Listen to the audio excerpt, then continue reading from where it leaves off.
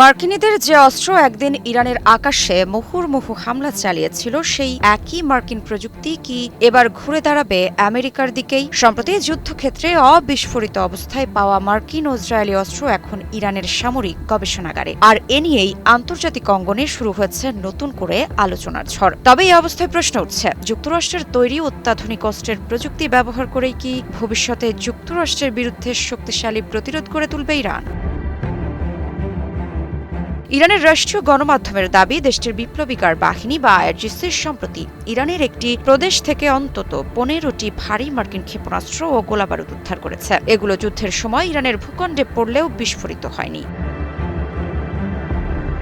উদ্ধার হওয়া ওই অস্ত্রের মধ্যে রয়েছে যুক্তরাষ্ট্রের অত্যন্ত শক্তিশালী GBU-57 বাংকারবাস্টার বোমা। এই বোমা প্রায় 13,000 কেজি ওজনের এবং 18 মিটার পুরু কংক্রিট বা প্রায় 200 ফুট মাটি ভেদ করে ভেতরে বিস্ফোরণ ঘটাতে পারে। মাটির নিচে থাকা গোপন বাংকার বা স্থাপনা ধ্বংসে এটি ব্যবহার করা হয়। তবে এই অবস্থায় প্রশ্ন উঠছে, এগুলো কি শুধু অবিস্ফোরিত অস্ত্র নাকি ভবিষ্যতের যুদ্ধের পরিকল্পনা?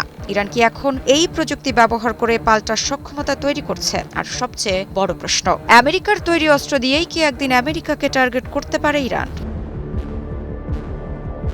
ইরানের সংবাদ মাধ্যমগুলো বলছে, এসব অস্ত্র এখন দেশটির কারিগরি ও গবেষণা ইউনিটের হাতে রয়েছে। সেগুলো বিশ্লেষণ করে নতুন প্রযুক্তি তৈরির কাজ চলছে। বিশ্লেষকদের মতে ইরান এখন এসব অস্ত্রের রিভার্স ইঞ্জিনিয়ারিং করার চেষ্টা করছে, অর্থাৎ অস্ত্রগুলো খুলে এর নকশা, প্রযুক্তি ও কার্যপদ্ধতি বুঝে একই ধরনের প্রযুক্তি তৈরি করার চেষ্টা করা হবে।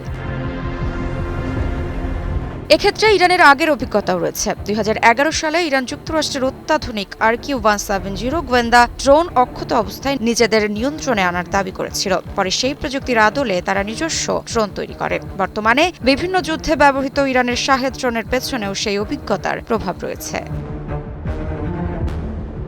ইরান অতীতে মার্কিন হক ক্ষেপণাস্ত্রের প্রযুক্তি অনুসরণ করেও নিজেদের সংস্করণ তৈরি করেছিল। বিশ্লেষকদের মতে, যদি ইরান এই নতুন অস্ত্রগুলোর প্রযুক্তিগত কাঠামো বুঝে ফেলতে পারে, তাহলে ভবিষ্যতে মার্কিন প্রযুক্তির হামলা ঠেকানো তাদের জন্য অনেক সহজ হয়ে যাবে।